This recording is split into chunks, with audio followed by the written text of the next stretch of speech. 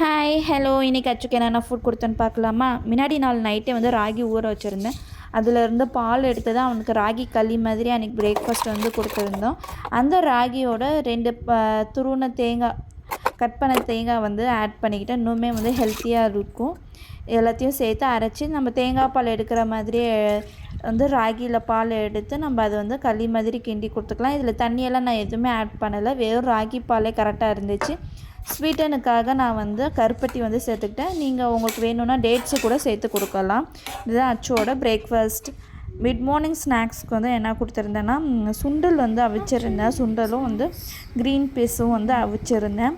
அதுதான் வந்து அன்றைக்கி வந்து கொடுத்துருந்தேன். மிட் மார்னிங் ஃபுட் வந்து அதுதான் அவன் எடுத்துக்கிட்டான். லஞ்சுக்கு வந்து டொமேட்டோ ரைஸ் தான் ப்ரிப்பேர் பண்ணியிருந்தேன். தொட்டுக்கு வந்து கொஞ்சமாக கேர்ட் அவனுக்கு கொடுத்தாச்சு. இது அவனோட ஃபேவரட் ரைஸு, ரொம்பவே வந்து லைக் பண்ணி சாப்பிடுவான். இதுதான் லஞ்சுக்கு அவனுக்கு. அச்சுக்கு ஈவினிங் வந்து கேக்கு தான் கொடுக்கலான்ட்டு அன்றைக்கி வந்து கோதுமை மாவு வச்சு டீ கேக் மாதிரி பண்ணியிருந்தேன். மேலே கொஞ்சம் நட்ஸ் எல்லாம் டாப்பிங் பண்ணியிருந்தேன்.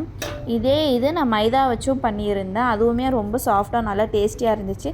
ஸோ ஹெல்த்தியாக பண்ணுவோன்ட்டு இன்றைக்கி வந்து நான் கோதுமை மாவு வச்சு பண்ணியிருந்தேன். இதுவுமே நல்லா சாஃப்டாக நல்லா சூப்பராக இருந்துச்சு.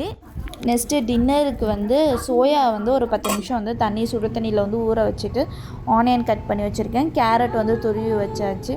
எல்லாத்தையுமே ஒரு பல்ஸ் மூடில் கொஞ்சமாக கிரைண்ட் பண்ணிவிட்டு மசாலாஸ் எல்லாம் ஆட் பண்ணி நல்லா ஃப்ரை பண்ணி எடுத்துக்கிட்டு அதை வந்து மாவில் நல்லா ஆட் பண்ணி ஊத்தாப்போ மாதிரி ஊற்றி கொடுத்தாச்சு.